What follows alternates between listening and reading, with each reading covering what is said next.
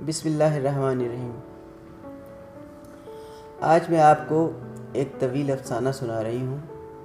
اس کا نام ہے انٹلیکچوئل لڑکی۔ ایسے بھائی تو جو ہوئے نہ ہوئے برابر۔ میں نے تو کبھی سوچا ہی نہیں کہ میرا کوئی بھائی بھی ہے۔ بھائی کوئی ایسے ہوتے ہیں، بہن بھی ایک ہی ہو اور بھائی خیر سے تین اور تینوں کروڑوں میں کھیلتے ہوں، مگر پلٹ کر کبھی خبر نہ لیں، کبھی پوچھیں ہی نہ کہ کس حال میں ہو۔ بھائی اگر امیر ہیں تو ہمیں کیا، شہر کے معزز ترین ہیں تو ہماری جوتی، دنیا ان کو سلام کرتی ہے تو ہماری جانیں پیزار۔ ہم نے تو کبھی سوچا ہی نہیں کہ اس دنیا میں ہمارا بھی کوئی بھائی ہے۔ ہاں، کیا انہوں نے ہمارے مہینے لگا رکھے ہیں یا ہماری اولاد کو وظیفہ باندھ رکھا ہے؟ اپنوں کو تو ولایت اور امریکہ تک بھیجا اور اتنا خیال تک نہ آیا کہ میرا ایک ہی بیٹا ہے، 4 سال ایم اے کر کے بیچارہ شہر بھر میں مارا پھرتا رہا ہے، اور اتنا خیال تک نہ آیا کہیں بھی 2 ٹکے کی کوئی نوکری نہ ملی۔ غیرت کو چولہے میں ڈال کر میں خود بڑے بھائی کے پاس گئی کہ آپ شہر کے مشہور جج ہیں، کہیں تو نوکری دلوا دیں۔ سوکھے منہ وعدہ تو کر لیا انہوں نے، مگر ساتھ بولے بھائی اس نے تو تاریخ میں ایم اے کیا ہے، وہ بھی سیکنڈ ایئر میں۔ کسی اچھے مضمون میں ایم اے کیا ہوتا یا ایل ایل بی ہی کر لیتا تو میں اپنا اثر و رسوخ استعمال کر لیتا۔ میں نے خون کے گھونٹ بھر کے ذرا اور منت سماج کی تو بولے کوشش کروں گا، مگر کیا کوشش کی انہوں نے؟ ایک مقامی کالج میں عارضی طور پر لیکچرر لگوا دیا کہ جب کوئی اسامی خالی ہوگی ادھر لگوا دوں گا۔ 1 سال تو ہو گیا بیچارے کو دماغ گھساتے ہوئے، مگر بھائی صاحب قبلہ کے دماغ عالی سے نکل چکا ہوگا کہ کوئی غریب بھانجا بھی ہے اور میں نے اس سے وعدہ کر رکھا ہے۔ غریب رشتہ داروں کے ساتھ وعدہ کرنا تو ٹرخانہ ہوتا ہے، ہم کیا جانتے نہیں ہیں اس بات کو؟ ہاں بھی اس لیے تو اللہ تعالیٰ نے انہیں لڑکا نہیں دیا، لے کے 3 بیٹیاں دے دی۔ ذرا ان کی اٹھان دیکھو، مردمار قسم کی لگتی ہیں، موٹریں چلاتی ہیں، ٹی وی پر جاتی ہیں، کلبوں میں ڈانس کرتی ہیں۔ اے اللہ کے بندے، اگر خدا نے تجھے کوئی وارث نہیں دیا تو بہن کے اکلوتے بیٹے کو ہی کلیجے سے لگا لے، سر پر ہاتھ رکھ دے، اعلیٰ تعلیم کی غرض سے بیرون ملک بھیج دے، بلا سے اپنی کوئی چھنال ہی اسی کے پلے باندھ دے۔ ویسے ان کی لڑکیاں گھر بسا کر بیٹھنے والی نہیں ہیں، وہ تو بس کلبوں میں ڈانس ہی کر سکتی ہیں، میں صاف کہہ دیتی ہوں۔ اور یہ منجلے بھائی اپنی کرسی پہ نہ اترائیں بہت، اس اقتدار کی کرسی کا کیا ہے؟ یہ کمبخت تو بہت بے فیض اور طوطا چشم ہوتی ہے، آج اس کی تو کل اس کی، چلے ہیں بھاوج کے آگے ہاتھ پھیلانے۔ ہاں جی، مایا کو مایا ملے کر لمبے ہاتھ۔ انہیں اپنے لائق فائق بیٹے کے لیے اپنی بھانجی نظر نہیں آئی؟ کیا عیب ہے میری فیضہ میں؟ مناسب شکل و صورت ایم اے میں پڑھتی ہے، گھر کا سارا سلیقہ آتا ہے، بھلا وہ ہم سے کیوں رشتہ مانگیں گے؟ شہر میں ان کی سبکی نہ ہو جائے؟ اور بہن ہم جہیز میں دے ہی کیا سکتے ہیں؟ ہاں دیکھیے ان کی محبت بھی، عید کے عید کھڑے آئیں گے اور بچوں کے ہاتھوں پر پیسے رکھ کر یوں چلے جائیں گے جیسے کوئی بھکاریوں کو بھیک دے کر چلا جاتا ہے۔ اور ان کی بیگم تو ہمیں رشتہ دار کہنا پسند ہی نہیں کرتی۔ زن مرید ہیں میرے دونوں بھائی، جو روحوں کے غلام کہیے۔ میں کیوں جاؤں بہن، میں کیوں کہلواؤں؟ میں تھوکتی ہوں ان کی امارت پر، روز جاؤں تو یہی کہیں گے رال ٹپکاتی آ جاتی ہے، گھر میں روٹی تو ہم بھی کھاتے ہیں بہن۔ اور یہ سب انہی کا کیا دھرا ہے؟ لے کے مجھے ایک کلرک سے بیاہ دیا، بیچارہ کلاس 2 سے آگے نہ بڑھ سکا، زندگی ان کی جان کو روتے پیتے بیت گئی۔ اب کیا ہے، 3 جوان بیٹیوں کا بوجھ سر پر ہے، مگر انہیں کب پرواہ ہے؟ شادی وقت میں روتی تھی تو کہتے تھے ہمارے جیتے جیت میں کس بات کی فکر ہے، کبھی کوئی تکلیف پہنچے تو آ جانا۔ اب میں ایسی بے غیرت نہ تھی کہ روز اپنے گھر کے دکھڑے سنانے ان کے پاس چلی جاتی۔ کیا وہ چھوٹے بھیا؟ بس ان کا بھی کیا پوچھتی ہو بہن، ان کا تو نام ہی نہیں لینا چاہیے، امریکہ جا بسے ہیں، وہاں کے لوگ تو باپ کا نام بھی نہیں جانتے، بھول جاتے ہیں، اور سگی ماں کو نہیں پہچانتے، بھلا وہ کیا ہمیں یاد رکھیں گے؟ ہاں عیدوں پر $500 کا منی آرڈر ضرور بھیج دیتے ہیں۔ اس لیے بہن اگر اسی ملک میں رہتے ہوتے تو میں پیسے ضرور واپس کر دیا کرتی۔ بھلا ان $500 کے بنا گزر نہیں ہوتی کیا؟ ایسے ہی اپنا بھرم بنا کے بیٹھی ہوں، کپڑا اٹھاؤں گی تو اپنا ہی بدن ننگا ہوگا۔ یہ دکھڑے کسے سناؤں جا کر؟ صبر کے سوا چارہ ہی کیا ہے، منہ بند کر کے ایک عمر بیت گئی ہے، باقی تھوڑی سی رہ گئی ہے، وہ بھی رو دھو کے گزر جائے گی۔ فیضہ بیچاری تھکی ہاری یونیورسٹی سے آئی تھی اور گمسم اماں کے پیچھے کھڑی تھی۔ اماں کو اس کی پرواہ نہ ہوئی، حجن خالہ کے سامنے بے تکان بولے چلی جا رہی تھی، وہی تقریر جو اپنے بھائیوں کے متعلق وہ موقع بے موقع کرتی رہتی تھی۔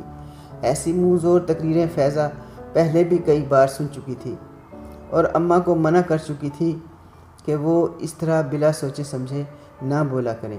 اس نے سوچا آج پھر حجن خالہ کوئی نئی تازی خبر لائی ہوں گی جو اماں آپے سے باہر ہو رہی ہیں۔ یہ حجن خالہ بھی عجیب ہی بھی جمال و قسم کی اماں کی کوئی رشتے کی بہن ہوتی ہیں۔ 5 حج کرنے کے باوجود ادھر ادھر کی لگانے سے باز نہیں آتی۔ شیخ سعدی کا قول ہے کہ جو آدمی کسی کی غیبت تمہارے سامنے آ کر کرتا ہے اسے اپنا دوست مت جانو، تمہاری بھی ضرور کسی کے آگے کرتا ہوگا۔ اب اماں کو کون سمجھائے، کیسے سمجھائے؟ بس یوں ہی اماں میں حسد کا مادہ کچھ زیادہ ہی ہے اور اوپر سے احساس محرومی اس قدر کہ اچھے برے کی پہچان نہیں رہی۔ آج کیا نئی بات ہو گئی اماں؟ اس نے ناگواری سے پوچھا۔ پھر آپ اتنا کیوں کھول رہی ہیں؟ اے کب آئی تو یونیورسٹی سے؟ اماں نے اس کی بات کا جواب دیے بغیر بلکہ اسی سے پوچھ ڈالا۔ گھنٹہ بھر سے تو آپ کے پیچھے کھڑی ہوں اماں، آپ اپنی کہنے میں اتنی مصروف تھیں کہ آپ کو میرے آنے کی خبر تک نہیں ہوئی۔ اماں اس وقت واقعی بڑے خطرناک موڈ میں تھی۔ فیضہ کتابیں برآمدے میں پھینک کر سیدھی باورچی خانے میں چلی گئی، چولہا جلایا اور سالن گرم کرنے لگی۔ بہت زبردست بھوک لگ رہی تھی، ٹھنڈی ٹھنڈی روٹیوں کے ساتھ گرم گرم سالن بہت مزے کا لگا۔ باوجود موڈ خراب ہونے کے اس نے پیٹ بھر کر کھانا کھایا، پانی پیا۔ روٹی دنیا کی ایک زبردست حقیقت۔ وہ بیٹھی سوچ رہی تھی، یوں ہی بیٹھے بیٹھے اس پر سارے دن کی تکان غالب آنے لگی۔ اس کا دل چاہا تھوڑی دیر کے لیے جا کر بستر میں لیٹ جائے، بے فکر بے پرواہ۔ یوں سونا ہی تو اس کے لیے ایک عیاشی تھی، مگر آج کم از کم یہ عیاشی بھی نہیں ہو سکتی تھی۔ اماں باہر بیٹھی اپنے امیر بھائیوں کو سلواتیں سنا رہی تھی۔ پوروا کے دسمبر ٹیسٹ ہو رہے تھے۔ ندیہ کو کئی روز سے بخار تھا۔ رات کے لیے دال اور چاول اسے پکانے تھے۔ کل کی 2 شلواریں دھلی پڑی تھیں، ان پر استری کرنی تھی۔ راسک بھیا کی قمیضوں پر بٹن ٹاکنے تھے، اس بار دھوبی توڑ لایا تھا۔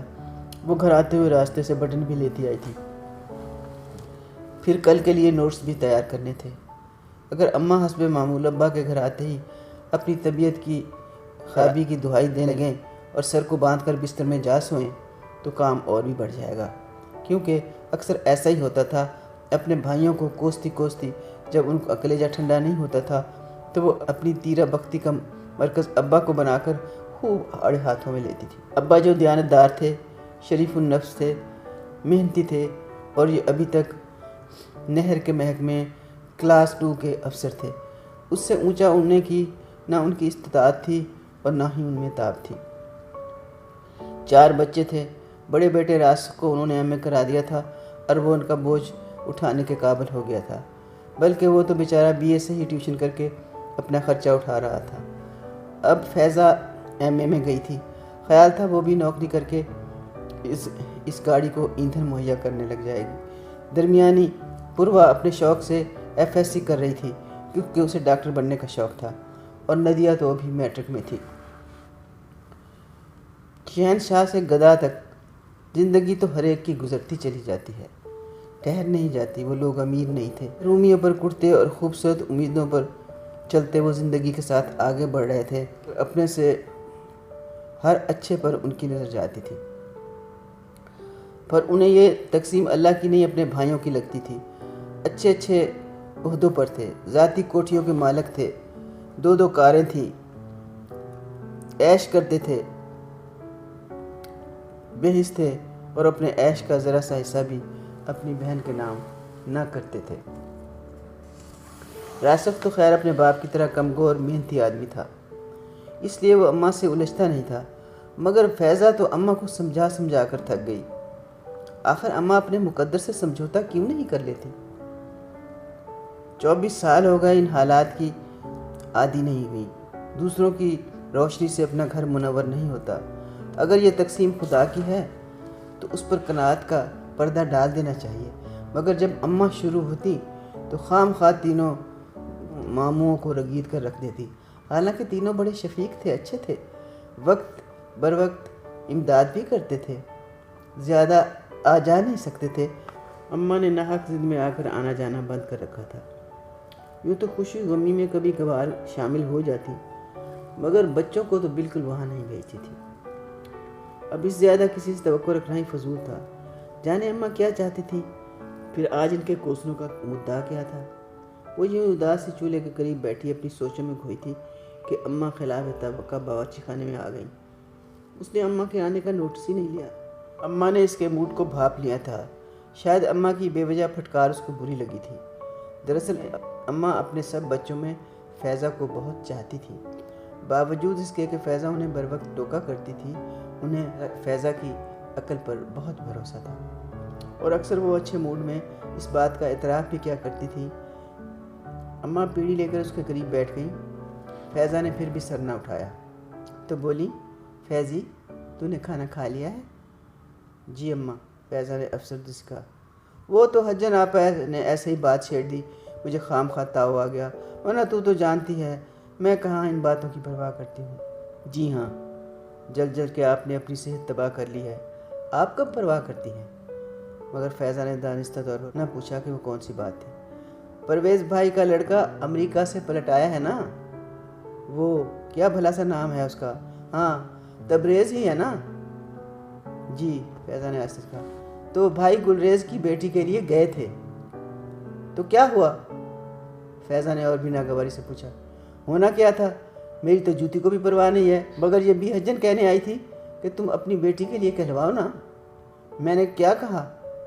وہ اندھے ہیں، وہ خود نہیں دیکھ سکتے میری بیٹی کو؟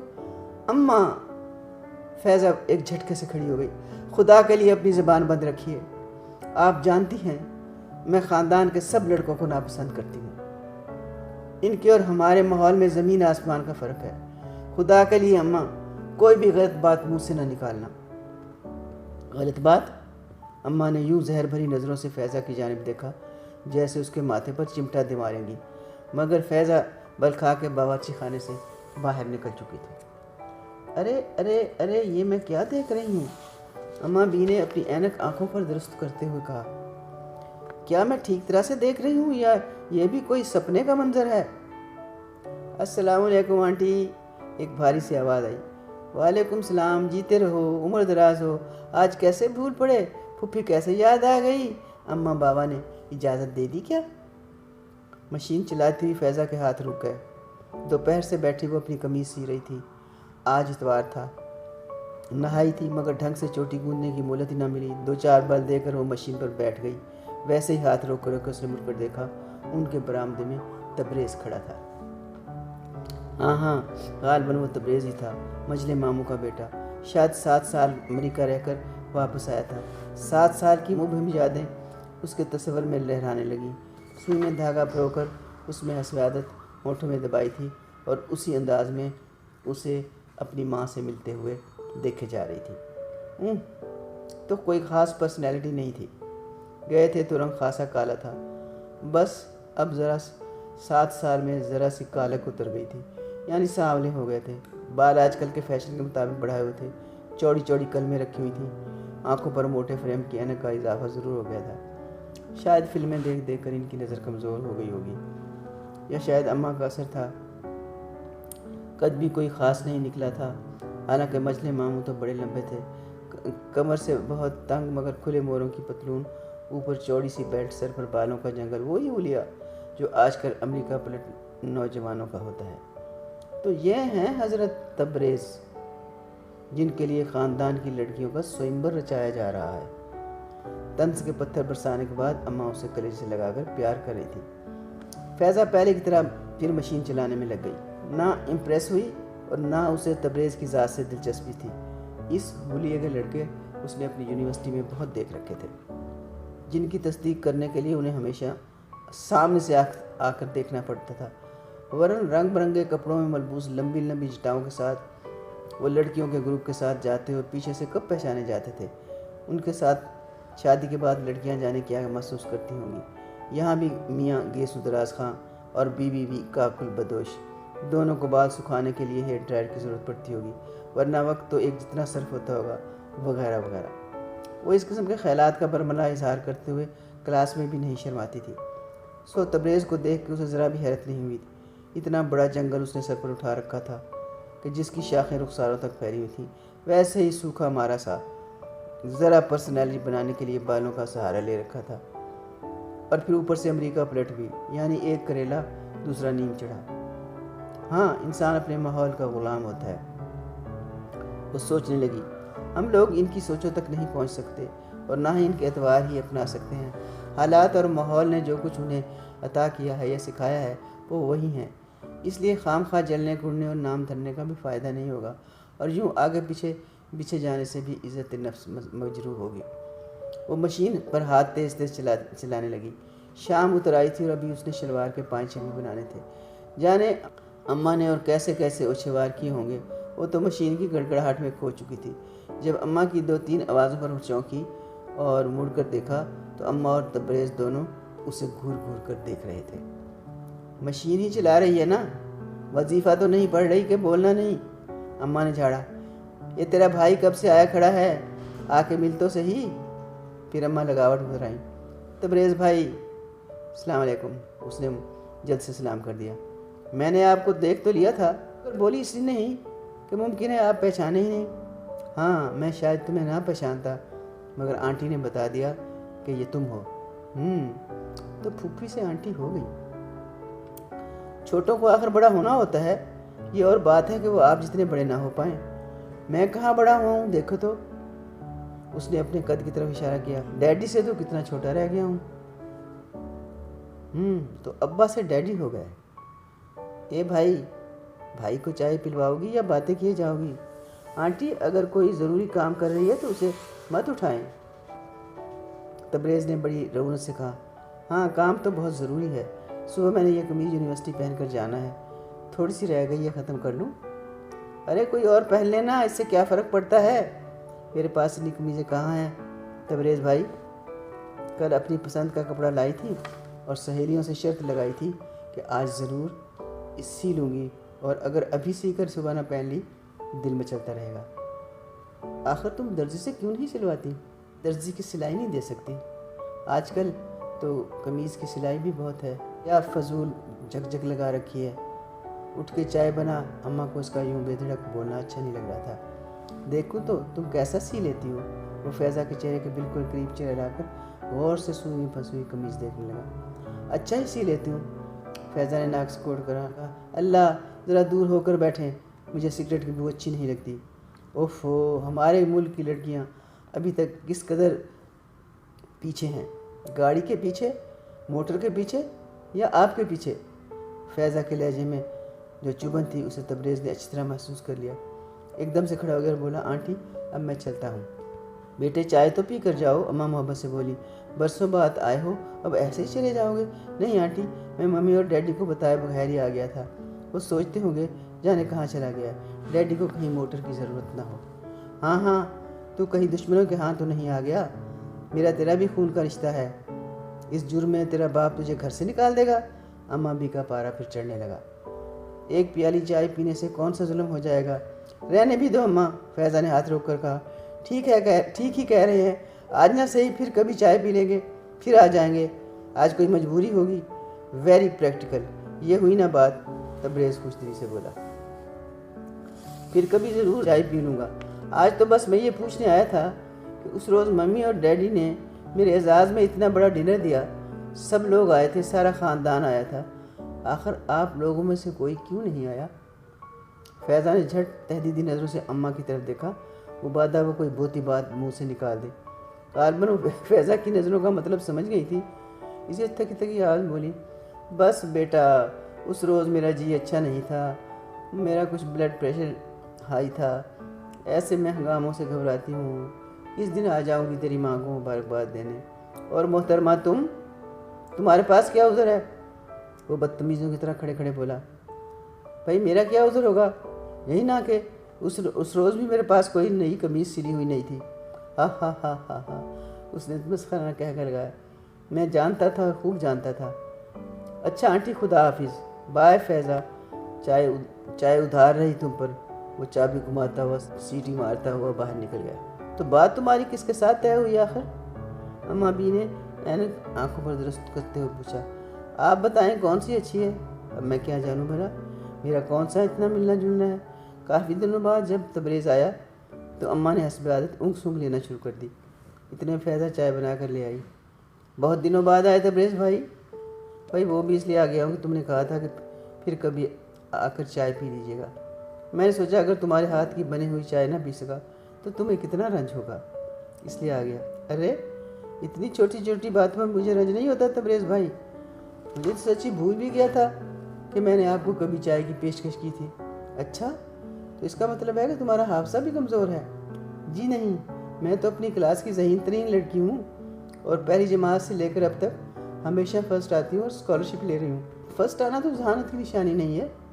इस मुल्क में हमेशा रट्टू तोते ही फर्स्ट आ जाते हैं, खा उन्हें बात करने का ढंग या सलीका ना आता हो। जनाब, फैज़ा ने लंबी सांस छोड़ी। यही तो मज़ा है कि मैं रट्टू तोता भी नहीं हूँ, पूरी किताबें भी नहीं होती मेरे पास। कई बार क्लासेस भी छोड़ देती हूँ, मूड ना हो तो नोट्स भी नहीं बनाती। इसके बावजूद बस एक बार तवज्जो से एक चीज़ पढ़ लेती हूँ और सारी क्लास से ज़्यादा नंबर ले जाती हूँ। इसी को जहानत कहते हैं। रहा बात करने का ढंग, तो करके देख लीजिए ना। ये अंग्रेज़ी आपसे तो कम अज़ कम मैं अच्छी बोल सकती हूँ। ये और बात है कि बोलते वक्त नाक में से आवाज़ नहीं निकालती। वैसे आपको बताती चलूँ, मैं यूनिवर्सिटी की सबसे अच्छी डिबेटर हूँ। तो भाई इतना लंबा चौड़ा लेक्चर झाड़ने की क्या ज़रूरत है? मेरे सामने अपनी क्वालिफ़िकेशन गिनवाई जा रही हो। क्या मुझे इम्प्रेस करना चाहती हो?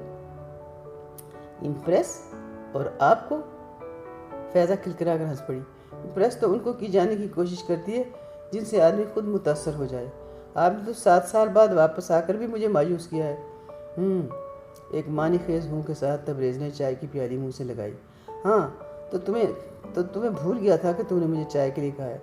थोड़ी देर बाद तबरेज़ ने पूछा। जी हाँ, मैं गैर अहम बातें फ़ौरन जहन से निकाल देती हूँ। रात सोने से पहले अपना जहन दिल बिल्कुल साफ़ कर देती हूँ, फिर दूसरी सुबह हशाश बशाश उठती हूँ। देखते नहीं मैं कितनी शगुफ्ता और सेहतमंद दिखाई देती हूँ। और ज़िंदगी के मुतल्लिक़ भी मेरे रज़ियात बड़े साफ़ सुथरे और सेहतमंद हैं। चाय पीना कोई इतना अहम नहीं था आपके लिए और ना मेरे लिए, जो मैं इस पर कुड़ के ही जान जलाती जाती। उसने चाय की दूसरी प्याली बनाकर तबरेज़ को पकड़ाई। तुम अपने मुतल्लिक़ काफ़ी खुशफहमी में मुब्तला हो, तबरेज़ ने तन से कहा। फैज़ा खिलखिलाकर हंस पड़ी। ज़िंदगी के लिए खुशफहमी बहुत ज़रूरी होती है माय डियर कज़न। उसने बड़े एतमाद से तबरेज़ की आंखों में झांक कर कहा। और फिर गरीब के पास तो यही खुशफहमी सरमाया होती है। आखिर ज़िंदा रहने के लिए और ठीक तरह ज़िंदा रहने के लिए कुछ तो चाहिए ना। फैज़ा, सुई में धागा परोती हुई अम्मा ने फैज़ा को घूरा। उनको पसंद नहीं था कि किसी भी तरह फैज़ा अपनी गुर्बत पर से पर्दा उठाए।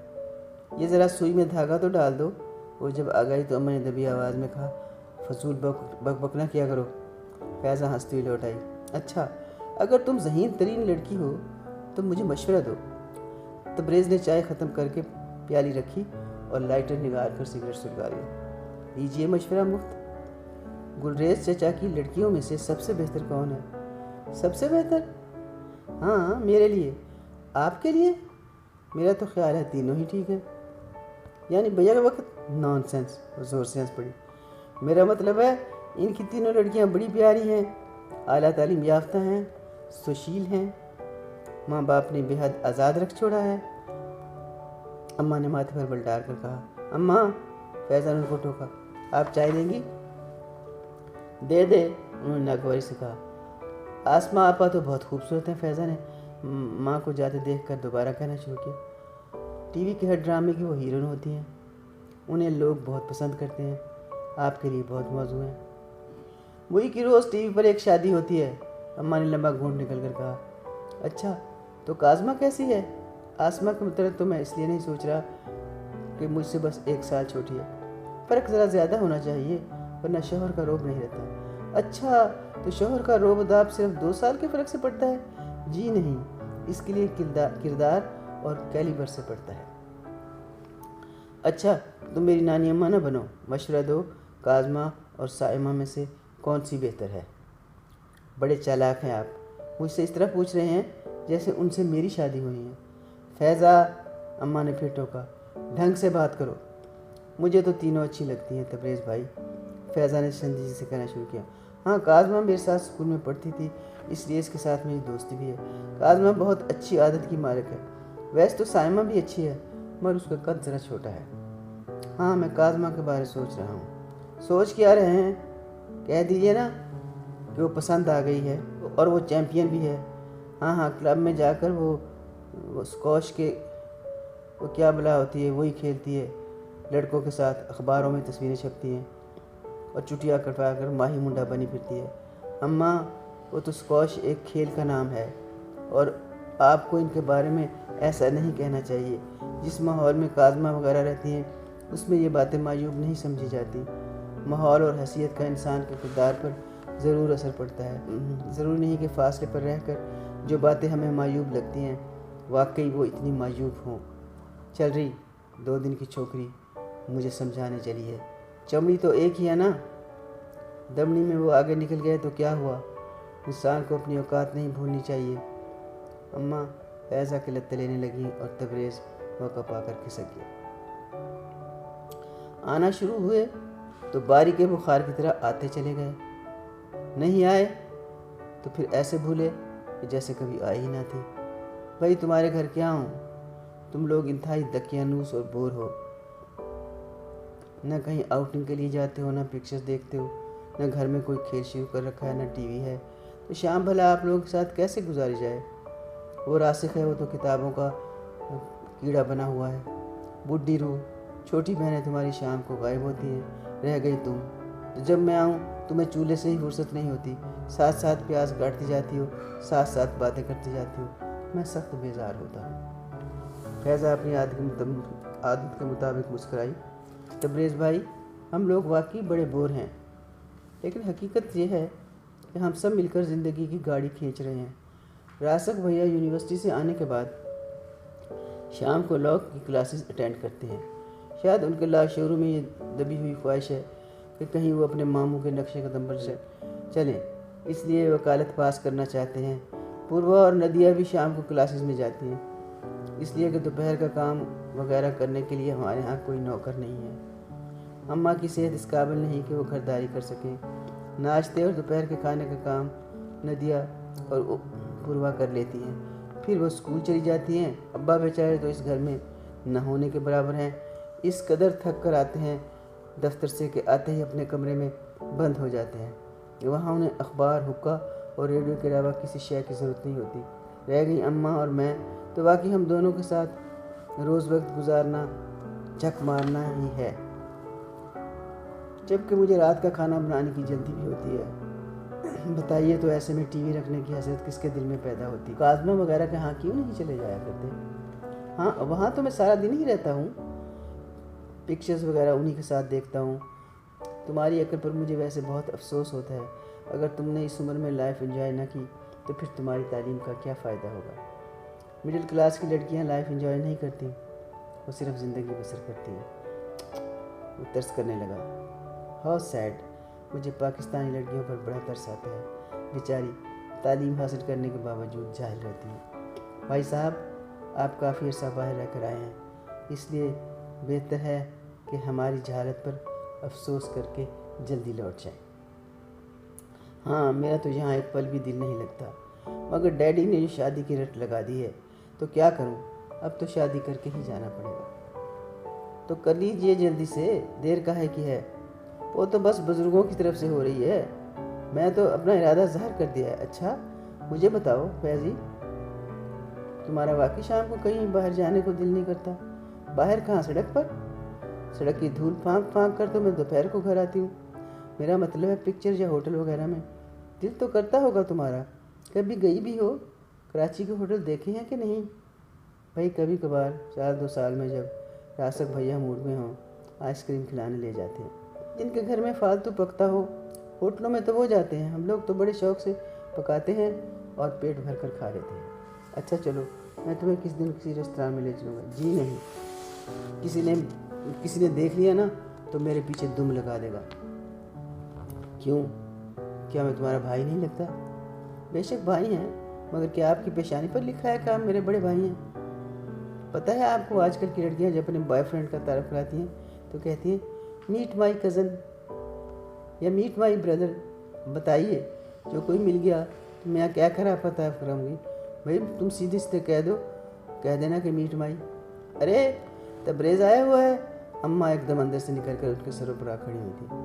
مجھے تو خبر ہی نہ ہوئی تھی، سوچ رہی تھی کہ یہ فیضہ کی زبان کیوں کینچی کی طرح چل رہی ہے۔ اماں میری زبان نہیں چل رہی، دیکھو تو ہاتھ بھی چل رہے ہیں، سارے مٹروں کے دانے نکال دیے ہیں میں نے، اور یہ تبریز بھائی مٹروں کے دانے اٹھا اٹھا کر کھائے جا رہے ہیں۔ خدا جانے امریکہ میں بیچارے گھاس کھاتے رہے ہیں۔ آنٹی اس نے تو مجھے چائے کے لیے کہا ہی نہیں، اور اماں بھی ابھی کہہ رہے تھے چلو تمہیں کسی ہوٹل سے چائے پلاؤں۔ نہیں بیٹے، ہماری لڑکیاں ہوٹلوں وغیرہ میں جانے کی عادی نہیں ہیں۔ اچھا تو بیٹھو، میں ہی چائے بنا لاتا ہوں۔ اماں الٹے پاؤں لوٹ گئی۔ آج تم کیا پکاؤ گی؟ مٹر اور قیمہ پکاؤں گی۔ بس فیضہ ہنسنے لگی۔ آپ کو یہ باتیں تو بہت عجیب لگتی ہوگی، مگر نفس کو اپنے قابو میں رکھنے کے لیے پیٹ کو غلام نہیں بنانا چاہیے۔ اچھا بتاؤ، کیا تمہیں پاکستانی کھانے پکانے آتے ہیں؟ ہاں سبھی؟ ہاں بھائی، پاکستانی کھانے پکانے مشکل تو نہیں، مسالہ جات تو تقریباً ایک جیسے ہوتے ہیں، بس ذرا ہاتھ کا فرق ہو جاتا ہے۔ اچھا تم سبزیاں پکا لیتی ہو؟ کیوں نہیں، سبزیاں تو مجھے 4-5 قسموں کی پکانی آتی ہیں، مثلاً بھنڈی گوشت، بھنڈی قیمہ اور تلی ہوئی بھنڈیاں اگر آپ پلیٹ میں رکھی ہوئی دیکھیں گے تو سمجھیں گے کہ ابھی شاخ سے توڑی گئی ہیں، نہ ان کا رنگ بدلا ہوگا نہ سائز، مگر جب کھائیں گے تو پتہ چلے گا کہ وہ چٹپٹی بھی ہوں گی اور گلی ہوئی بھی۔ ہائے میرے منہ میں پانی آ گیا، مجھے بھنڈیاں بہت پسند ہیں۔ وہاں ہم بہت سارے دوست مل کر کھانے پکا لیتے ہیں، مگر بھنڈیاں کوشش کے باوجود نہیں پکا سکتے تھے۔ کبھی آپ میرے ہاتھ کی پکی ہوئی کھائیں تو کھلاؤ نا، آج ہی پکا کر کھلاؤ۔ آج کہاں سے لاؤں؟ یہ کوئی بھنڈیوں کا موسم ہے؟ اب اپنی انگلیوں کو تو بھنڈیاں نہیں بنا سکتی۔ واہ واہ واہ واہ واہ واہ، تبریز جھومنے لگا۔ کیا خوبصورت استعمال کیا ہے لیڈی فنگر کا، آج تمہاری ذہانت بالکل قائل ہو گیا۔ واہ واہ، یوں تو جب بھی تبریز چلا آتا اور فیضہ کے ساتھ گپ شپ کرنے لگتا بھی اماں اس پر کڑی نگاہ رکھتی۔ بگڑا ہوا بچہ تھا، آنکھ میں نہ شرم نہ لحاظ، مگر جب وہ نہیں آتا تھا تو الجھن سی ہونے لگتی تھی۔ الجھن انہیں فیضہ کی بک پر بھی ہوتی تھی، کم بخت جیسے بھری بیٹھی ہوتی تھی ویسے بیٹھی رہتی۔ لڑکیاں 100 طرح سے بنتی سنورتی ہیں، نخرے دکھاتی ہیں، بڑی بڑی باتیں کرتی ہیں، ادا سے مسکراتی ہیں، کیا جتن نہیں کرتی۔ ایک فیضہ تھی کہ ہر بات سادگی سے بے دھڑک اگل دیتی، پھر یوں ہی ہنسے چلی جاتی، باتیں بنائی جاتی، اس کی بات کاٹتی، کبھی تو چڑ بھی جاتا، پھر 2-4 دن نہ آتا تو اماں پھر اپنے بھائیوں کو بے نطق سنانے لگتی۔ اس 1 مہینے میں وہ کئی بار آیا تھا۔ سنا تھا کہ وہ 1 ماہ کے اندر شادی کر کے واپس چلے جائے گا، پھر سنا تھا کہ کاظمہ کے امتحان ہونے والے تھے، اس لیے اسے چھٹی لینی پڑ گئی تھی۔ بھائی کیا کرو گے اس کو ایم اے کرا کر، امتحان دلوا کر؟ ایسے ہی لے جاتے۔ اس روز وہ آیا تو فیضہ پوچھ بیٹھی، کیوں نہیں؟ کیوں تمہیں کیا تکلیف ہے؟ میں تو لڑکیوں کی اعلیٰ تعلیم کا حامی ہوں۔ اچھا میں نے سمجھا کہ شاید اب آپ کے خیالات بھی زمانے کے ساتھ بدل گئے ہوں گے۔ زمانے کے ساتھ کیا مانی؟ بھائی جان آپ دیکھتے نہیں، آج کل پھر وہی دور آ رہا ہے، لوگ کہتے ہیں لڑکی زیادہ پڑھی لکھی نہ ہو۔ ایک زمانہ تھا جب لوگ ایم اے پاس لڑکی مانگتے تھے، مگر اب کہتے ہیں matric pass who, F A ہو، زیادہ سے زیادہ بی اے ہو بس۔ اور تمہارا کیا خیال ہے؟ میرا بھی یہی خیال ہے کہ لڑکی کو ایم اے نہیں کرانا چاہیے۔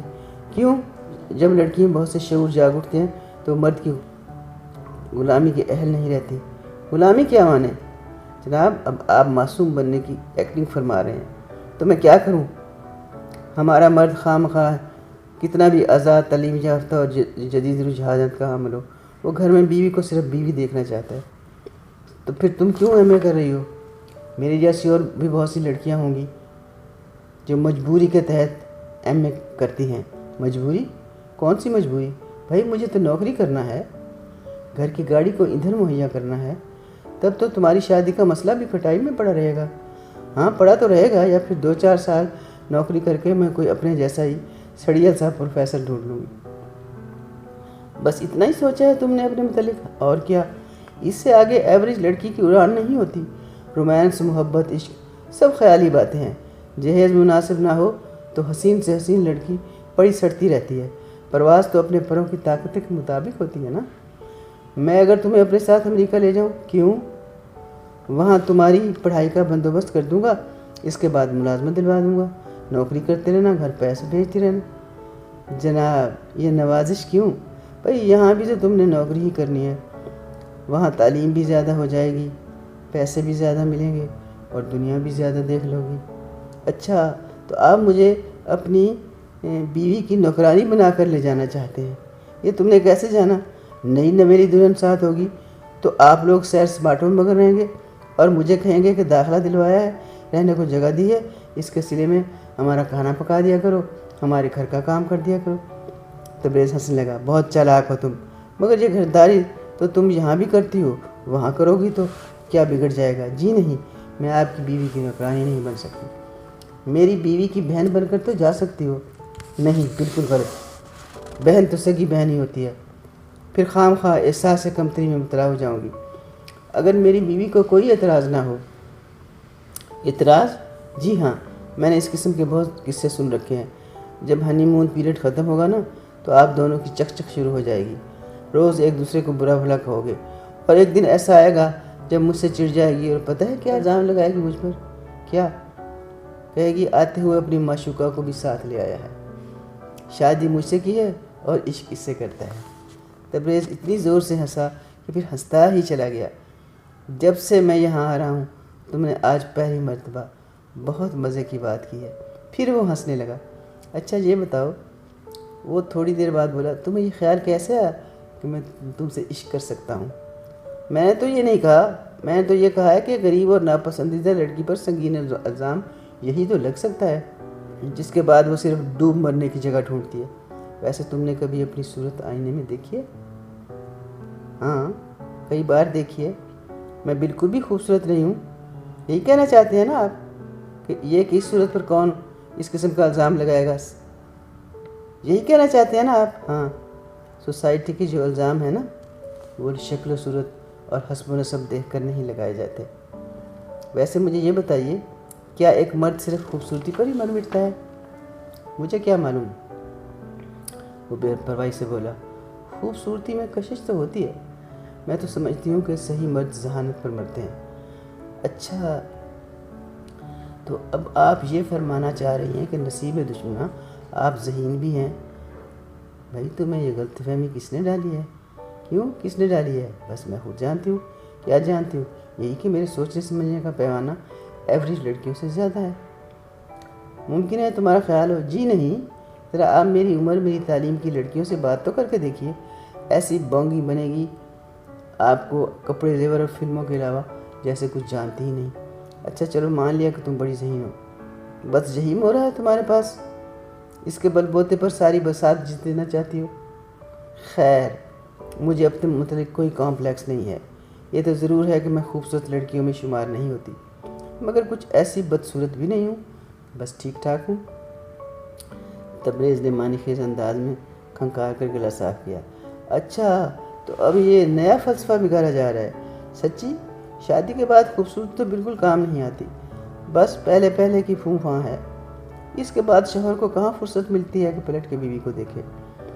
अलबत्ता उसमें और खूबियाँ हों तो शौहर मुतवज्जह रहते हैं। ये सब तुमने कैसे जाना? मेरी बेशुमार सहेलियाँ हैं, उनमें से कईयों की शादी हो गई। अच्छा तो ये सारी गलतफहमियाँ तुम्हारी सहेलियों ने पैदा की हैं, और मशवरे देने के लिए कौन सी किताब पढ़ती हो? मेरे घर का माहौल ही बड़ी किताब है। यानी अम्मा जी और अब्बा मियाँ की कभी एक दिन के लिए नहीं बनी। क्यों? बस अम्मा को हमेशा एहसास बरतरी अपने मैके का रहा।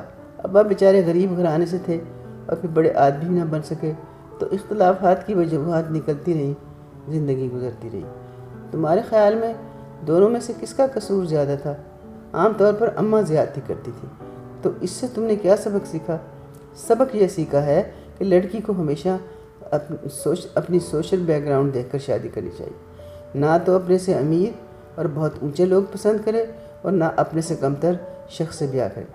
बस जिस माहौल में लड़की रहती हो उसी किस्म के लड़के से शादी करनी चाहिए। तुम्हें मालूम है आजकल हर लड़की चाहती है कि वो किसी बहुत बड़े घर में ब्याही जाए, मोटरें कारें हों, कोठियाँ हों, आन बान हो, हर किस्म की शान हो।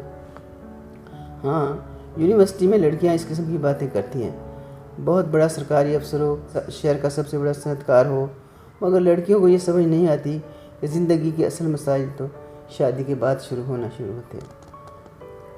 گویا تمہیں سمجھ آ گئی ہے بالکل، تو تم نے اپنے لیے صرف کسی پروفیسر کی گنجائش رکھ چھوڑی ہے۔ توبہ ہے تبریز بھائی، آپ تو سچ مچ بال کی کھال اتار رہے ہیں۔ میں نے برصغیر تذکرہ ایک بات کہہ دی، اس کو پکڑ کر بیٹھ گئے۔ انسان خواہ کچھ بھی سوچ لے، وہ تو اپنی تقدیر کا غلام ہوتا ہے۔ بس جس حال میں بھی ہو اسے حالات سے سمجھوتا کرنا چاہیے۔ تو یہ سمجھوتے والی بات ذرا میرے دل کو لگی ہے۔ اے فیضا بٹیا، ہنڈیا جلنے کی بو آ رہی ہے اور تو حسب عادت باتوں میں گم ہے۔ اوہ کہہ کر فیضا تو باورچی خانے میں بھاگ گئی اور باقی وقت تبریز کو اماں بی کے ساتھ گزارنا۔ ایک دن تبریز حسب معمول دندناتا ہوا آیا اور دھپ سے اس کے ساتھ ہی گھاس پر بیٹھ گیا اور بولا، میں تمہیں کیسا لگ رہا ہوں؟ فیضا نے حیران ہو کر اس کی صورت کو پھر اس کے سراپے کو دیکھا اور بولی، یعنی دیکھنے میں بمحض جنگل بیابان کے؟ وہ اس کے چہرے کی طرف اشارہ کر کے بولی، بس ٹھیک ٹھاک ہیں، انسان کا بچہ دکھائی دیتے ہیں۔ اب میں مبالغہ تو نہیں کر سکتی نا؟ مبالغہ سے تمہارا کیا مطلب ہے؟ مطلب یہ ہے کہ یہ تو کہنے سے رہی کہ آپ ماشاءاللہ یونان کے دیو مالائی کہانیوں کے ہیرو لگتے ہیں، شہزادے ہیں، پرنس چارمنگ ہیں، وغیرہ وغیرہ، بس ایوریج سے ہیں۔ ایک تو تمہارے اس ایوریج نے مجھے جلا دیا ہے۔ ہر شے تمہیں ایوریج لگتی ہے؟ بھائی لگتی ہے تو کہتی ہوں نا، غیر معمولی چیزیں اور شخصیتیں اپنا آپ خود بنواتی ہیں۔ اب آپ کو دیکھ کر خواہ دل میں ہلچل بھی نہیں ہونے لگتی کہ میں بات کرنے سے پہلے اپنا منہ لال کر لوں۔ تمہیں معلوم ہے امریکہ میں مجھ پر کتنی لڑکیاں مرا کرتی تھیں کہ آپ کتنیوں پر مرتے تھے؟ تبریز ہنسنے لگا، ہمیں جو بھی پسند آ جاتی تھی اس پر مرتے تھے۔ تبریز دوبارہ ہنسنے لگا، پھر اپنی دوستیوں کے قصے مزے لے کر سنانے لگا۔ اتنے میں اماں بھی ہاتھوں میں سروتا پکڑے اس کے پاس آ کر بیٹھ گئی۔ اماں بھی کے آتے ہی تبریز اپنی کارگزاریوں کی داستان انگریزی میں بیان کرنے لگ گیا۔ فیضا اسے گھورتی رہی مگر سمجھ ہی نہیں آتی، جانے اماں بی کو برا لگا کہ نہیں۔ ویسے ہی اماں بی کو کوئی چیز جیسے شاد آ گئی، جسے لینے کے لیے وہ اندر چلی گئی تو فیضا نے برا مان کر کہا، اماں کے آتے ہی انگلش بولنے لگے، بزرگوں کے سامنے اس طرح کی باتیں گستاخی ہوتی ہے۔ پھر جانے وہ کیا سمجھیں گی کہ ہم کس قسم کی باتیں کر رہے تھے۔ کیسی باتیں؟ کوئی مزے کا قصہ چھیڑو تو بڑی بھی آخر آ کر پاس بیٹھ جاتی ہیں۔ پتہ نہیں انہیں کیا چسکا ہے جوان لوگوں کی باتیں سننے کو۔ تبریز بھائی آپ حد سے بڑے جا رہے ہیں، آپ کو معلوم ہے آپ کیا کہہ رہے ہیں اور کس کے بارے میں کہہ رہے ہیں؟ ہاں میں اپنی پھوپھی کے بارے میں کہہ رہا ہوں۔ آپ میرے سامنے میری ماں کے بارے میں کہہ رہے ہیں اور ادب کی حد سے نکلے جا رہے ہیں۔ تو وہ کسی وقت ہمیں تنہا چھوڑ دیا کریں۔ کیوں ہم نے کوئی راز و نیاز کرنے ہوتے ہیں؟ راز و نیاز کو مارو گولی۔ تذکرے میں کبھی کوئی خاندانی بات آ جائے تو وہ آپے سے باہر ہونے لگتی ہیں۔ اچھا اپنی بےہودہ بکواس بند کیجیے۔ اتنے میں اماں آ کر پھر بیٹھ گئی۔ تم نے مجھے کہا ہے بکواس نہ کرو؟ ہاں میں نے کہا ہے، تم بدصورت ہی نہیں بد زبان بھی ہو۔ ہوں ضرور ہوں، جائیے جو کرنا ہے کر لیں۔ اس ریمارک پر فیضا کا بھی جی جل گیا۔ تم انتہائی بدتمیز اور بیہودہ ہوتی جا رہی ہو، آپ بھی ذرا زبان سنبھال کر باتیں کیا کریں۔ تمہیں تو آنٹی نے کچھ سکھایا ہی نہیں۔ میں سمجھا گفتگو کا سلیقہ تو آتا ہی ہوگا۔ فیضا اماں نے مداخلت کی، کیوں جگڑ رہی ہو تم ہی چپ کر جاؤ، مذاق کی بات کا برا نہ مانو۔ اماں آپ کو معلوم ہی نہیں بات کیا ہوئی ہے، جو بھی ہوئی ہے بڑوں سے تکرار نہیں کرتے۔ اماں مسالت پر اترائیں، خیر میرے ساتھ کوئی اس بدتمیزی سے نہ پیش آیا کرے، میں مغرور لوگوں کو کچھ بھی نہیں سمجھتی۔ تبریز غصے میں کھڑا ہو گیا، آنٹی میں جا رہا ہوں، مجھے بھی بے عزت کروانے کی عادت نہیں ہے، اور پاؤں پٹکتا ہوا باہر نکل گیا۔ اماں فیضا کے پیچھے پڑ گئی، خوب برا بھلا کہا۔ پھر وہ کئی دن نہیں آیا۔ اماں کو جب بھی موقع ملتا فیضا کو ڈانٹنا شروع کر دیتی۔ فیضا نے اپنے اکھڑ پن کی وجہ سے نہ جانے ان کی کتنی امیدوں پر پانی پھیر دیا تھا۔ وہ اپنی دانست میں اسے شیشے میں اتار رہی تھی، اور یہ کمبخت نہ اس کی زبان کو لگام ہے اور نہ اس کی اداؤں میں دلکشی ہے۔ فیضا نے تو ایک دن بھی پرواہ نہ کی۔ بھلا پرواہ کرنے کی کیا ضرورت تھی؟ یوں اسے جلانے کے لیے روز چلا آتا تھا، اچھا ہے نہیں آتا تو چین سے بسر ہو رہی ہے۔ وہ تو جیسے اس کی کمائیگی کا احساس دلانے کے لیے ہی آتا تھا۔ کافی دنوں کے بعد اس کی موٹر کا ہارن سنائی دیا تو فیضا نے یوں ہی مڑ کر دیکھا، وہ سامنے کھڑا تھا۔ وہ چپ چاپ کھڑی تکتی رہی۔ आदाब बजा लाता हूँ आंटी। आओ बेटा, जीते रहो, अच्छे तो रहे। हाँ क्यों नहीं, बस मसरूफ़ रहा। किस सिलसिले में? कार्ड्स वगैरह छपवाने में। अच्छा, तो बात तय हो गई? हमारी तरफ से तो सब कुछ हो गया है। बैठो, मैं तुम्हारे लिए चाय बना लूँ। अम्मा जी गरारा संभालती बावर्ची खाने में चली गई, क्योंकि उन्हें मालूम था आज फैज़ा उसके लिए चाय हरगिज़ नहीं बनाएगी। तुम्हें मालूम है, मैं तुमसे खफा होकर गया था, मगर तुमने मुझे मनाने की कोशिश ही नहीं की। वो खुद ही फैज़ा के पास जाकर घास पर बैठ गया। मुझे रईसज़ादों को मनाना नहीं आता। तो अब तुम भी आंटी की तरह तंज करना सीख गई हो। आखिर बेटी माँ पर ही जाती है। आज तो मैं तुम्हें ये कार्ड देने के लिए आया था। दिल तो नहीं चाह रहा था तुम जैसी सड़ियल को मुंह लगाने को, मगर फिर सोचा खुशी का मौका है, माफ़ कर दूं। अगर ना बुलाया तो सारी ज़िंदगी जलती कुटती रहोगी। तबरेज़ भाई, मैंने आपको बताया था ना कि मैं फजूल बातों पर कुटती नहीं हूँ। वैसे बड़ी खुशी की बात है जो आप कार्ड देने आए हैं। दिखाइए तो, शादी किस तारीख को है? ये शादी का कार्ड नहीं, मंगनी का है। अच्छा, तो पहले मंगनी होगी? हाँ, पहले मंगनी बड़ी धूमधाम से होगी, फिर बाद में शादी। मैं तो इन फजूल रस्मों में पढ़ना नहीं चाहता था, मगर तुम जानती हो अकलौता बेटा हूँ। अम्मी तो अपने सारे अरमान निकालना चाहती हैं। अल्लाह मुबारक करे। मैंने उसने कार्ड उसके हाथ से पकड़ आहिस्ते से कहा। अम्मा भी चाय ले आई थी। वो कार्ड को लिफाफे से देखने लगी। बड़ा खूबसूरत कार्ड था। पहले सफ़े पर एक मर्दाना हाथ नाजुक से हिनाई उंगलियों को थामकर उनमें अंगूठी पहना रहा था। इर्द गिर्द फूल बिखरे हुए थे और कार्ड के एक कोने में एक दायरे में मंगनी का लफ्ज़ लिखा हुआ था। बड़ी जिद्दत थी कार्ड में। बड़ा खूबसूरत कार्ड था, बड़ा कीमती था। उसने खोलकर अंदर प्रोग्राम नहीं देखा, बस ऐसे ही पूछा, किस दिन मंगनी है? परसों, तबरेज़ ने कहा। आपको पता है मेरे तो आजकल फाइनल हो रहे हैं, मैं ना आ सकूँगी। वो खड़ी हो गई। तो क्या हो गया? तबरेज़ जल्द से बोला। ज़रा कि ज़रा आने से तुम्हारी डिवीजन में फ़र्क तो नहीं पड़ जाएगा? और परसों इतवार भी है। अगर तुम ना आई तो मैं समझूंगा तुम्हें खुशी नहीं हुई। यह तो खैर फजूल बातें हैं। अगर मैंने सुबह को अपने पेपर की ज़रूरी तैयारी कर ली तो आने की कोशिश करूँगी, वरना मजबूरी है। वाह जी, मैंने तो खुद ब खुद गुस्सा थूक कर मोहतरमा से इस खुशी के मौके पर सुलह कर ली है, और मोहतरमा है तो आज ही नहीं मिलते। आ जाएगी बेटा, आ जाएगी, अम्मा ने बड़ी मोहब्बत से कहा। थोड़ी देर की बात है, तुम दिल मैला ना करो। तुम्हारी कोई सगी बहन नहीं है। ये कैसे हो सकता है कि अपने भाई की मंगनी में फैज़ा शामिल ना हो? फैज़ा कार्ड पकड़े चुपचाप उठकर अपने बिस्तर पर सीधी लेट गई। आज सुबह से इसका मूड ख़राब था। पर्चा ठीक नहीं हुआ था। यूं ही बहुत दिनों बाद दुनिया जहान की यासियत उमड़ कर आ गई थी। कभी कभी ऐसा होना भी ज़रूरी होता है। इंसान यकसानियत से उकता जाता है। आंसू न होते तो खुशी भी इतनी प्यारी न लगती। वो दिल में सोचने लगी, देखो ना, काज़मा कितनी खुशकिस्मत है। जब बारी ताला देने पर आता है तो बेहिसाब देता है। कितनी चाव से उसकी शादी हो रही है। मंगनी का कार्ड छप रहे हैं, शादी के अलग। इसके यहाँ किस शय की कमी है? पर इस तरफ भी क्या कुछ न होगा। जाने इन लोगों को इस बात का एहसास होगा कि नहीं, कि वे लोग इन नेमतों की कदर भी करते होंगे, या यूं ही हंसकर टाल देते होंगे। एक हम हैं यहाँ तो इस कदर शानदार मंगनी पर पहनने के लिए हमारे पास खूबसूरत कपड़े भी नहीं हैं। अम्मा ने जो कभी कभार कीमती सूटों के कपड़े खरीद कर रखे हुए थे, सिलवाने की इजाज़त नहीं थी। अपनी बीए की कॉन्वोकेशन पर वो मिन्नतें कर करके हार गई, मगर अम्मा जो टस से मस होती हूँ। मैं जो कहती थी कि मेरा कोई रेशमी गरारा पहन लो, पहने हुए कपड़े जहेज़ में नहीं रखे जाते। अम्मा कब देंगी कोई नया सूट सिलवाने को? फिर कहेंगी मेरा वही 25 साल पुराना कम ख्वाब का लहंगा पहन जाओ, और फिर दो दिन बाकी हैं। इतनी जल्दी कोई सी के कैसे देगा? ना उस पर कोई काम हो सकेगा। बेहतर है मैं अपने किसी पुराने सूट में चली जाऊं। ठीक है, इतनी बनावट की क्या ज़रूरत है? ज़्यादातर वो इस मौज़ू पर सोच ना सकती थी, क्योंकि सुबह उसका पेपर था। सुबह पेपर देने के बाद उसका इरादा ही बदल गया। उसकी सहेली नायला बड़ी अमीर भी थी और मुखलिस भी। ज़िंदगी में पहली बार उसने सोचा वो नायला से एक कीमती साड़ी मांग कर पहन सकती है, और जब उसने नायला से जिक्र किया तो बाग हो गई। बोली, हाँ, सब कपड़े तुम्हारे आगे रख दूँगी, जो पसंद आए उसमें से उठा लेना। अच्छा।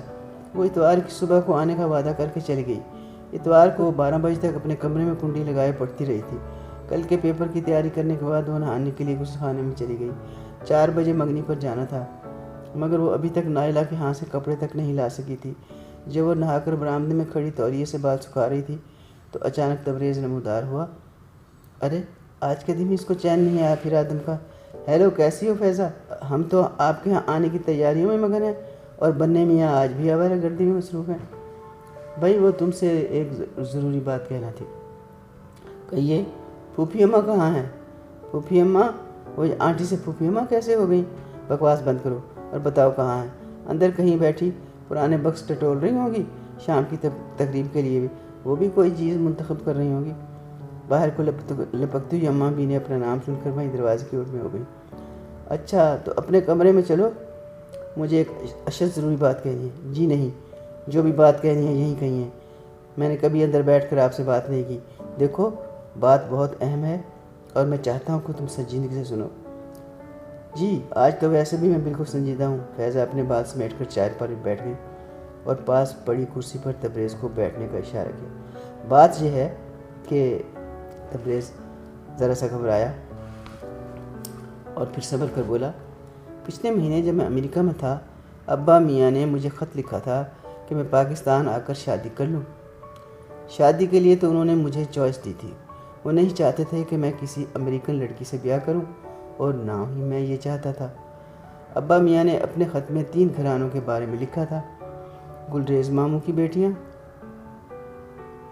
ان میں سے جس کو بھی پسند کروں، چھوٹے ماموں کی بیٹی کٹی اور صفیہ پھپھو کی بیٹی فیضا۔ فیضا کا دل دھڑک اٹھا اور اندر پردے کے پیچھے اماں بھی گرتے گرتے بچی۔ کٹی کو تو میں وہیں ملتا رہتا ہوں، پچھلے برس آسمہ کاظمہ اور سائمہ امریکہ آئی تھیں، ان سے بھی خوب ملاقات رہی۔ باقی ایک ہستی رہ گئی تھی، یعنی صفیہ پھپھو کی بیٹی فیضا۔ اس کو دیکھے بغیر میں شادی کا فیصلہ نہیں کر سکتا تھا، دیکھنے کے لیے مجھے بطور خاص جہاں آنا پڑا۔ اچھا تو آپ ہمیں بیوقوف بناتے رہے؟ بھائی آپ کو بنانے کی کیا ضرورت ہے، خاموش رہو۔ ایسی باتیں مشرقی لڑکیاں شرما کر سنتی ہیں اور سننے کے بعد سر پر پلو ڈال کر سر جھکا لیتی ہیں۔ اس بات پر فیضا نے کچھ عجیب محسوس کیا۔ پسند تو میں نے تمہیں اس دن کر لیا تھا جس دن تم نے مجھے گھاس نہیں ڈالی تھی، پھر تمہیں اپنی ذہانت کا اس قدر ڈھنڈورا پیٹ رکھا تھا کہ میں نے سوچا ذرا دیکھو کتنے پانی میں ہے۔ فیضا نے سواریہ انداز میں اس کو دیکھا۔ ذہانت کی طرف سے تو نے بالکل مایوس کیا۔ ہاں،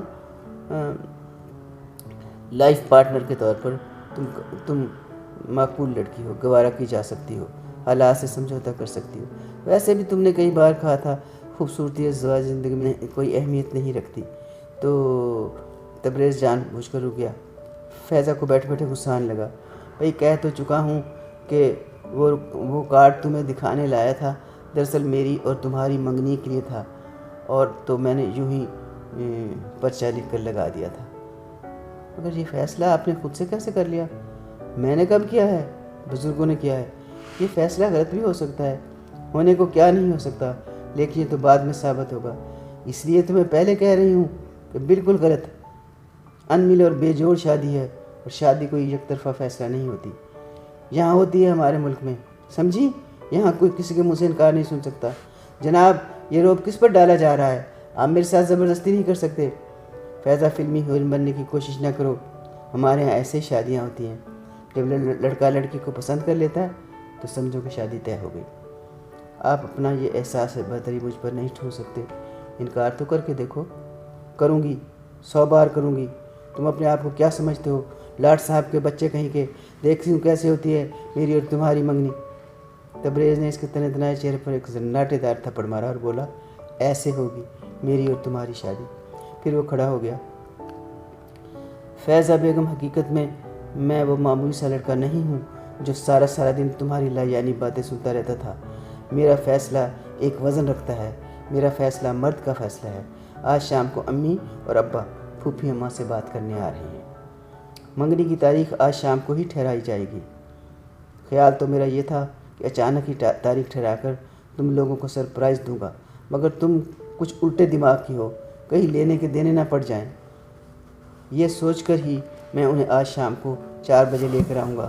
وہ تمہیں انگوٹھی پہنا جائیں گے، تیار رہنا، سمجھی؟ دروازے کے پیچھے کھڑی بی اماں بے ہوش ہوتے ہوتے بچی۔ ایسا اختلاج دل کو ہو رہا تھا کہ منہ سے آواز بھی نہیں نکل رہی تھی۔ کتنی دیر تک تو وہ قدم اٹھانے کے قابل ہی نہیں رہی۔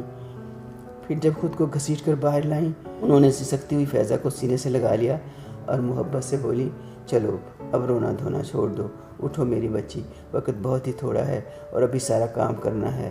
بہنوں کو ساتھ لگا کر پہلے سارے گھر کی صفائی کر لو، پھر چائے کے برتن نکال لو، تب تک میں پکوان کے لیے چیزیں منگوا لیتی ہوں۔ ٹھیک 4 بجے کار کا ہارن سنائی دیا۔ اماں بھی اطلس کا غرارہ پہنے خوشی میں تمتماتی اپنے بھائی اور بھاوج کے سواگت کے لیے آگے بڑھی۔ اے اللہ رتبے بڑھائے، اے اللہ رتبے بڑھائے میرے بھیا کے، اس سے بھی بڑی کرسی ہو میرے بھیا کی۔ وہ ان کی بلائیں لیے جا رہی تھی۔ سارا گھر چمچم کر رہا تھا۔ چھوٹی بچیاں الگ اترائی پھر رہی تھی۔ فیضہ نظر نہیں آ رہی تھی۔ تبریز اس کو ڈھونڈتا ہوا باورچی خانے میں آ گیا۔ اس نے کپڑے نہیں بدلے تھے، ویسے ہی سوجی آنکھوں اور روتے چہرے کے ساتھ بیٹھی ہوئی سموسے تل رہی تھی۔ باورچی خانے سے بڑی اشتہا انگیز خوشبوئیں نکل رہی تھیں۔ تبریز بھاگتا ہوا آیا تھا مگر دروازے میں اچانک رک گیا۔ جانے کیا بات تھی، آج یوں بے دھڑک اندر آتے ہوئے وہ خود جھجک رہا تھا، ورنہ تو روز خود بڑھ کر اس شعلے کو ہوا دیا کرتا تھا۔ فیضہ نے نظر اٹھا کر دیکھا، حسب عادت کوئی کچوکا لگانے کی بجائے اس نے بھی نظریں جھکا لی۔ نہ جانے کیا ہو گیا تھا، خواہ مخواہ کا حجاب مانے ہو رہا تھا۔ اسے اپنے آپ پر غصہ آنے لگا۔ ابھی تک تم تیار نہیں ہوئی؟ امی اندر تمہیں بلا رہی ہیں۔ وہ آہستہ آہستہ چلتا ہوا اس کے قریب آ گیا۔ میں ادھر کام کر رہی ہوں، اس نے نظریں چرا کر جواب دیا۔ مگر وہاں جانا تو ہوگا۔ وہ خاموش رہی۔ بولو نا۔ وہ پھر خاموش رہی۔ اچھا بھائی، یہ تھپڑ ادھار رہا، شادی کے بعد کس دن ادھار چکا دینا۔ وہ اس کے سامنے بیٹھ گیا۔ فیضہ کو ہنسی آ گئی، منہ دوسرا پھیر لیا۔ آہا، بڑے لذیذ سموسے ہیں، یوں لگتا ہے کہ دل لگا کر تل رہی ہو۔ اچھی لڑکیاں اسی طرح سسرال والوں کی تواضع کرتی ہیں۔